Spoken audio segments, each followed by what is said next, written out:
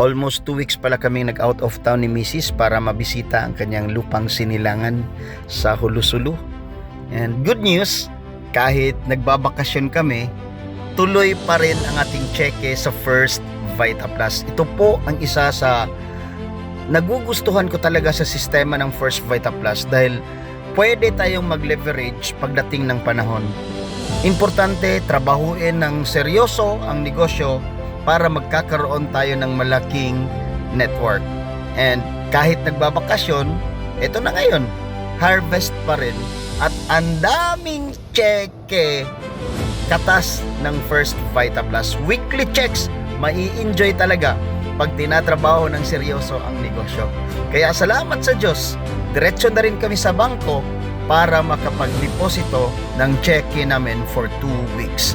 Kaya God bless sa lahat ng mga dealers. Tuloy tayong mangarap at magsumikap. Ang gandang buhay ang naghihintay sa ating lahat dito. Gusto mo rin bang ma-enjoy ang ganito?